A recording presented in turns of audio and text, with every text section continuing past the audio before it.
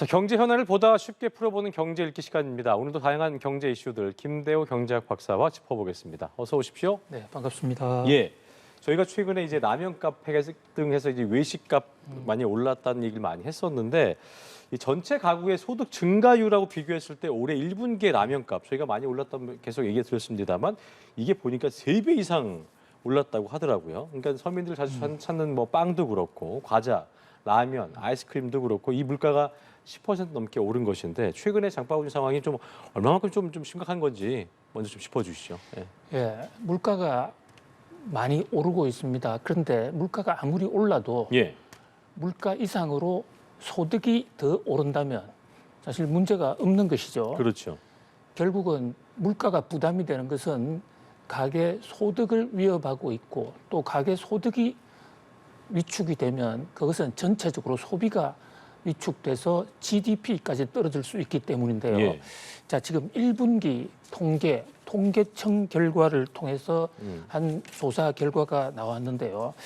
우리가 지금 1분기에 일반 전 국민들의 처분 가능 소득, 우리가 월급을 받는다 해서 그 돈을 전부 다 처분할 수 있는 건 아니지 않습니까? 예. 그중에 연금이라든지 또 세금, 이것은 뭐 언제 어느 때든 그냥 원천 징수 또는 사후 반드시 강제 징수가 되는 것이기 때문에 그렇죠. 소득 금액은 사실 크게 의미가 없고 그 소득 금액에서 꼭 내야 되는 경직성 경비를 뺀 나머지 실제로 쓸 수 있는, 내가 이것을 소비할 수도 있고 저축할 수도 있고 투자할 수도 있는 그 돈을 경제학에서는 처분 가능 소득이라고 그럽니다. 처분 가능 소득. 예, 이 처분 가능 소득이 예. 1분기에 전 국민 평균으로 3.4%가 늘었어요. 이것도 뭐 3.4% 늘은 것은 사실은 우리가 지난해 물가가 4.7%가 올랐으니까 거기에 비하면 상당히 부진한 거죠. 그런데 그 물가 중에서도 가공식품 또 외식 물가는 이 처분 가능 소득보다 훨씬 더 많이 올랐습니다. 이를테면 라면과 같은 가공식품 가격은 평균 9.9% 올랐고요. 그다음에 외식비는 7.5% 올랐습니다. 그러니까 전 국민의 평균치인 소득 증가분보다도 물가가 훨씬 더, 그중에서도 가공식품과 외식 물가가 집중적으로 많이 올랐기 때문에 이 먹거리를 소비하지 않을 수 없는 계층들은 타격이 훨씬 더 심했다고 볼 수가 있습니다. 이를테면 가공식품 중에 치즈 같은 것은요, 예. 무려 전년 동기 대비 32.8%가 올라 있고, 32.8%요? 예, 식용유는 29.1%, 28%, 드레싱은 29%. 뭐 그야말로 라면뿐만이 아니라 빵, 스낵, 아이스크림, 파이 이런 제품들이 엄청나게 오른 것으로 그 오름폭이 처분 가능 소득보다 훨씬 높았다. 결국 이것은 국민들의 호주머니를 위축시키는, 그래서 국민들의 그 생계를 위협할 수 있는 요인이 되고 있다. 맞아요. 그런 면에서 상당히 위협적이라고 할 수 있겠습니다. 지금 말씀하신 예를 들자면 이제 뭐 치즈랑 식용유 같은 거 떠오르면 저희가 이제 드레싱도 그렇고 뭐 자영업자들 중에 뭐 토스트 가게 하시는 분들 이런 분들한테는 다 그 주 원료인데 그런 것들이 그렇게 오르면은 정말 어렵겠네요. 그 부담이 그렇습니다. 정말 예. 크게 늘어나겠습니다. 가공식품이 오르면 외식 물가는 덩달아 올라갈 수밖에 없습니다. 그러니까요. 외식 물가라고 식당 이런 데서 물건을 파는 것인데, 음식을 예. 파는 것인데 원재료가 많이 올라 있으면 그거 전가시킬 수밖에 없는, 그러다 보니까 이게 쌍둥이로 가공식품과 외식 물가가 쌍둥이로 올라가는데요. 이게 소득 분위별로 나눠보면 문제는 더 심각합니다. 우리 흔히 국민들의 그 전체 우리 국민의 소득 분위별로 5분위 등급을 나누어서 분류를 하고 있는데요. 가장 소득 수준이 낮은 인구를 쭉 줄을 세운 게 그게 1분위입니다.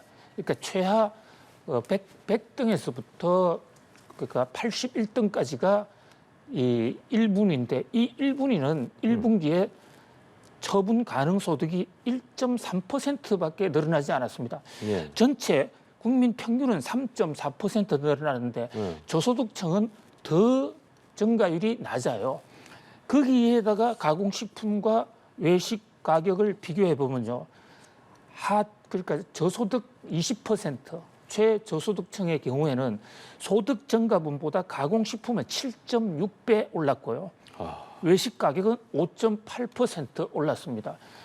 그러니까 이게 지금 최근에 물가 상승이 특히 약자들, 저소득층을 직격하고 있다, 강타하고 있다, 이렇게 맞아요. 볼 수 있겠습니다. 그러니까 정부도 이 저소득층 서민들의 부담을 좀 가중되는 부담을 좀 경감시켜주기 위해서 애를 쓰고 있는 상황인데 물가 단속에 나서고 있는 상황이기도 하고요. 오늘 보니까 저희가 최근에 밀값 얘기했었는데 제분업계를 만나서 국내 밀가루값 인상 그 가격 안정 좀 논의할 전망이라고 하던데 제분업계 반응 좀 궁금하기도 하고 저번에 말씀해 주셨습니다만 이 라면값 최근에 오른 그 배경을 보면 국제 밀값이 있고 또 이 제분업계들끼리 생산하고 또 공급하는 밀가루 값이 있기 때문에 요 차이가 또 있어서라는 얘기도 했었잖아요. 그 지적이 있었는데 이런 것들을 좀 고려하자면 인하의 가능성은 또 어떻게 될 것인지 또 같이 짚어보겠습니다. 예. 네, 오늘 농수산식품부가 밀가루를 만드는 이른바 제분업체, 이를테면 뭐 CJ 제일제당이라든지 대한제분,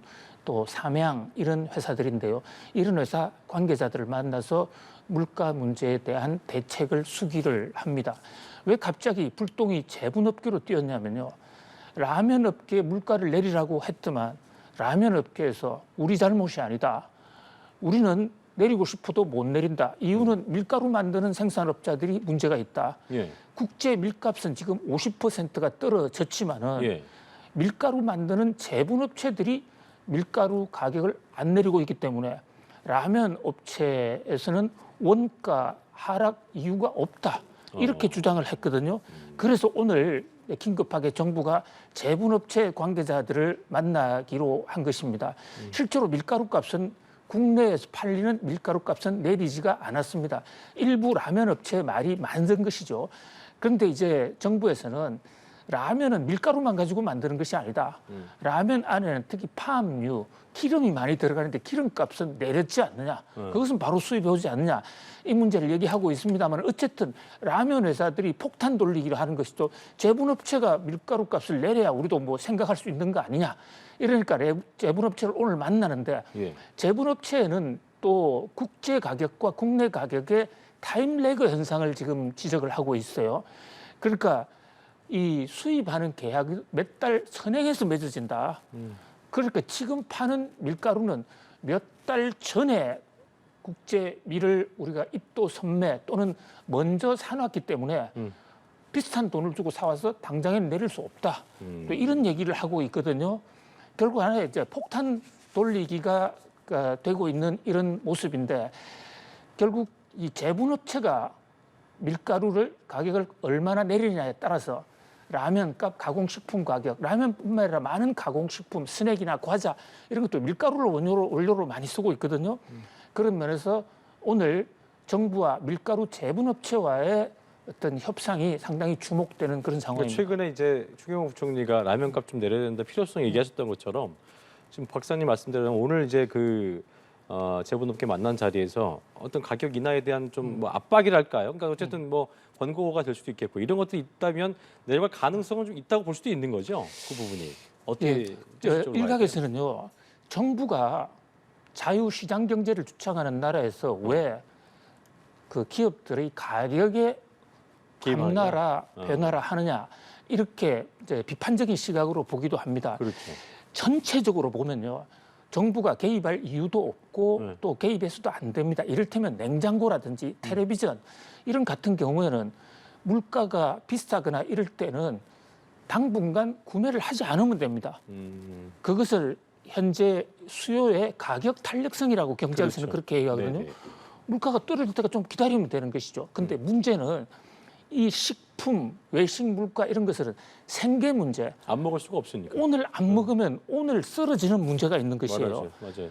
그러니까 가전제품이나 컴퓨터는 오늘 안 사도 좀 기다릴 수가 있지 않습니까?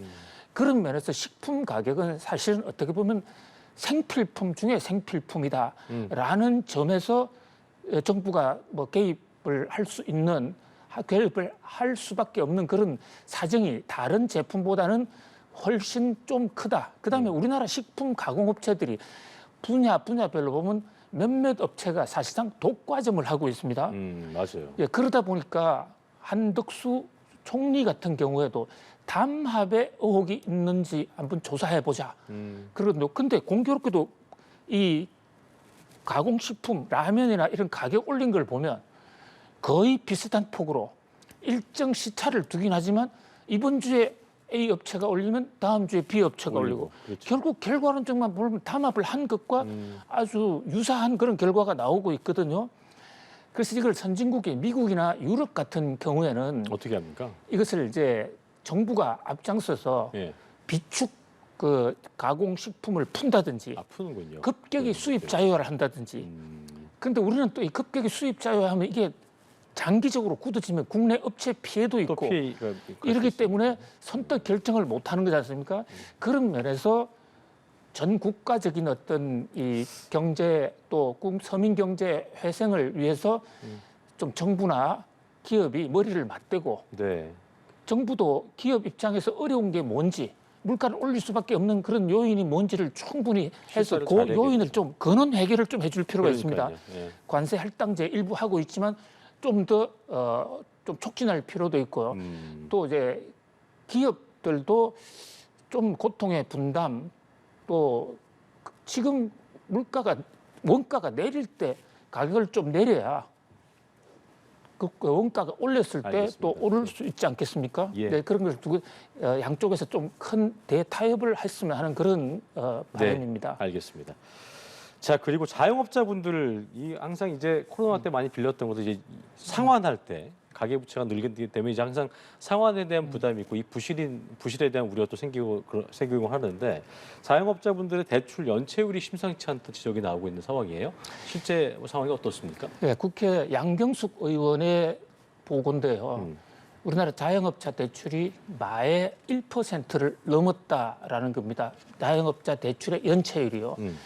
연체라는 것은 제때 돈을 갚지 못한다는 것인데 이 연체율 1%라는 것은 예를 들어서 100원을 빌렸으면 1원을 갚지 못하는 상황, 100명 중에 1명이 갚지 못하고 있는데 연체율로 상당히 높은 겁니다. 지금 8년 만에 최고 수준인데요. 예. 자영업자의 연체는 자영업자의 연체로 끝나는 게 아니라 금융기관의 부실로 이어질 수가 있거든요. 지금 양경숙 의원이 조사해서 발표한 자영업자 연체율 추이 이게 지금 뭐 1%, 1.8% 나타나는데 저것은요. 코로나19 때 대출 연체해 준 것을 연기해 주거나 또는 상환 유예해 준 걸 뺀 수치예요. 아, 뺀 거예요, 저게? 예, 그것은 지금 여전히 폭탄으로 남아 있습니다.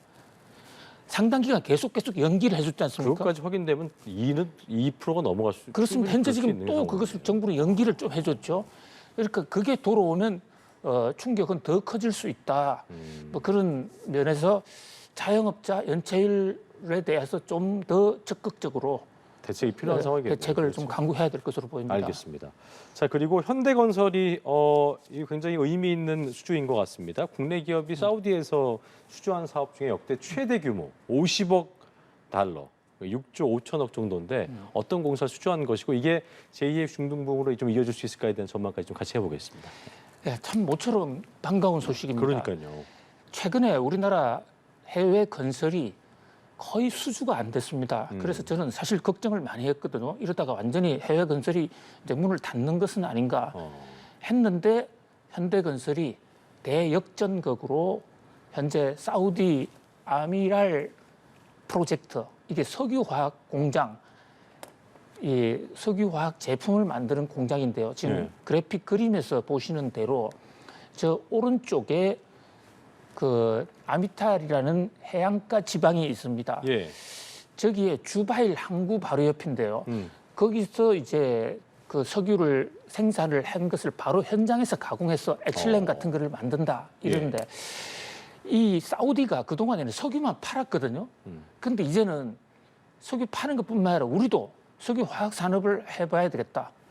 그래서 거기서 석유 가공 과정에서 나오는 부산물 가지고 에틸렌을 만들겠다 이랬는데 이것은 수요가 상당히 클 것으로 보입니다. 그렇군요. 현대건설이 올해 들어와서 지금 수주한 게 1조밖에 안 됐거든요. 그런데 이번에 6배짜리예요. 예, 6조짜리 한꺼번에 6조, 6개월치를 그냥 뭐 그거 그야말로 대박인 거죠, 이건요. 아 그렇습니다. 그렇죠. 예. 더더군다나 이것은 여러 가지 확장 가능성도 있고요. 그렇군요. 또 그 지역의 상징성도 굉장히 높아요. 그 주바일 항만이라는 게 수도 리야드로 들어가는 항구인데요. 그걸 사실 우리가 만들었어요. 현대건설이. 뭐 그런 면에서 그 제1의 중동붐 이것을 연결해가는 제2의 중동붐으로 성화시킬 수 있지 않느냐.